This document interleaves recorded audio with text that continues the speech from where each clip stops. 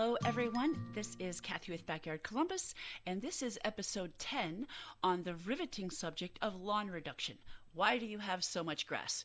So this is, I've done several takes on this subject already. I honestly thought it was going to be pretty quick and short, and I went on just a lot of different paths trying to make my point and to beg you not to have so much lawn. So I will say I am not going to bog you down with a lot of stats on this. You can look all that up and I'm going to bore you with it anyway. The only number I'm going to give you is 40 million acres in the United States are dedicated to lawns. So that does include golf courses and commercial properties, but that is a lot of lawn. Now, it's not that I don't appreciate driving through a neighborhood and seeing a well-kept lawn, but I've kind of brainwashed myself. Now I get a little bit judgy about it. And so if you are one of my neighbors listening to this, I am not judging you. Everybody does what they can do, okay? If you don't have time to do anything else and you just want green grass and call it a day, I do get that.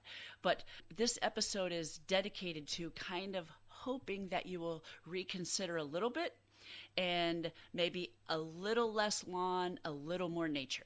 So when we bought our house, I've shared this before, when we bought our house, it was just a bunch of green grass and 5 trees. And I love the trees. We loved the trees. It's one of the reasons why we bought the house. But all of the trees ended up being diseased. So we've replanted, but with that, we've also had an opportunity to add more nature back into our yard. And listen, when I talk about nature, I'm talking about adding little habitats in areas of native bushes, native trees, native flowers, some not native, okay? I'm not 100% a purist, but I've just added all of these things back in. What that has also created is less lawn. So now, speaking just on my time, me and my husband's time, we spend far less time mowing grass. I mean, listen, I know a lot of people, they find that to be very relaxing. They love mowing their grass. They just zone out, whether you're listening to a podcast, which hopefully it's mine, or you're listening to music or whatever. Maybe you're just completely zoning out and mowing. I do understand that. But the typical suburban yard, okay, this is something that is kind of a curiosity to me. The typical suburban lot is ideally, I'll say ideally to those that do this, they want pure green grass and pure grass, like beautiful lawn. And what's odd to me is then they're never in it. So they spend all of this money and time making the perfect lawn, and I never see them outside. So kind of what was the point? So you can drive up and see green grass and drive away and think how beautiful your grass is. I can dig that, like I get it, but at the end of the day, it's done no good and you're just wasting a bunch of time and money. The only thing perfect green grass it benefits is like ants. You know what I mean? Ants don't really care. They have all of this lawn and it's great. But if you can reconsider this just a little bit, so to get that perfect green grass, you are needing to apply chemical fertilizers and chemicals as far as herbicides and pesticides. So that is money. That stuff's not free. If you're applying it yourself, you've still spent money buying the product and then time where you're spreading it. So one little quick thing about that is when you bring nature back into your yard, meaning pulling back a little bit on the fertilizers, the chemical herbicides and pesticides, nature kind of comes back in and it will take care of itself. I'm not going to get too down in the weeds about this because, I mean, first of all, I don't know all of the intricacies of what will eat what and all of that, but I'm just saying that if you don't kill everything and understand that these chemical pesticides kill everything. So this is another thing that when I talk to folks about this subject and, you know, just naturally we're talking about butterflies and all of our lawns and all of that, I've had several people say to me, you know, I used to see lightning bugs all the time and now I don't. Or I used to see butterflies all the time and now I don't.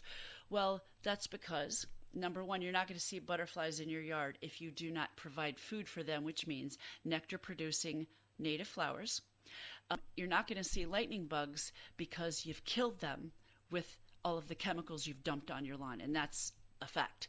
So I don't think anybody means to do that. You're just trying to get rid of your weeds. And I totally understand that. But all of the helpful critters that were in that grass get killed also. So if you can just consider pulling back a little bit, or at least switching to a truly organic lawn company, that would be even better. So then if we move on and think about ways where you can reduce your lawn. So we have reduced our lawn by about 75%, and it's not a hot mess. Everything is very structured because I like to play well with others. I don't want people driving by my house and thinking, ugh, that is a mess. I would never do that. Like, I want people to look at our lawn and say, gosh, that looks beautiful. I might want to do something like that. So everything based on your ability, whether that's your ability with time, money, or physical ability. Okay, so maybe just consider for this upcoming season into spring, maybe talking about the walkway up to your front porch. Maybe you can add a little bit more landscaping to that, like making it a little bit bigger, reducing the size of the lawn around the sidewalk. Maybe you just add about 12 more inches width around your sidewalk that you can add some native flowers in. Or, like I started out in my backyard, you take one corner of your yard and plant some more bushes. Okay, so I think that in a lot of neighborhoods where they have HSAs, did I say that right? HOAs. I didn't think that was right. HSA is my health savings account. And HOA, your homeowners association. So they don't allow you to have fences. So maybe you can add a little bit more of a privacy barrier with whatever kind of plants, like I'm talking small trees, large bushes that you're allowed to have, and create a little corner. So if you're visualizing this, because you don't see me on YouTube, you're just listening to this, where your property ends, you just get a little grouping. So let's think about this in like a half circle, in a you know what I'm saying, like an ice cream cone. You have the corner in the cone in the corner, and then it rounds out to a circle. You add like a larger bush tree thing, a little bit shorter of a bush, and then a few flowers. So that will, it's really not going to keep your lawn or your yard that private, but you will have created one corner of a habitat with native plants.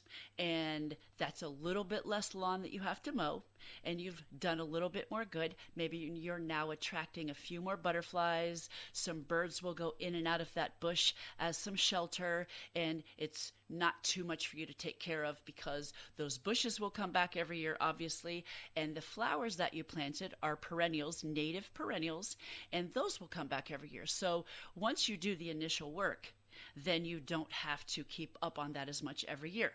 And so if you're with me so far, in that corner or around your sidewalk up to your front porch, gone are the days where we dig up all that soil. Like, you don't dig up all the grass. I have done that and it sucks. Like, that's a lot of work.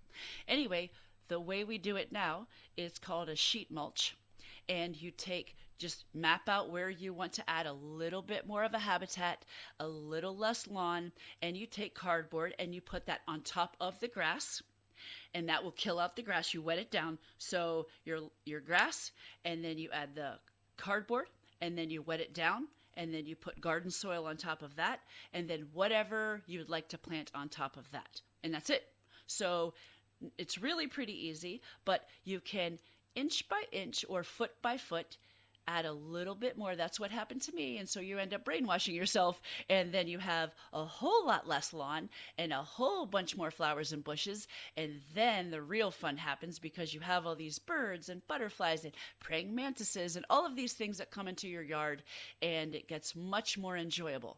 So I would just encourage you to think about that. How can you add in a little bit more nature and wipe out a little bit more lawn? There's still plenty of lawn to be had for you to have beautiful green grass, but just step by step, and you'll see that you will actually enjoy your yard, your space a whole lot more.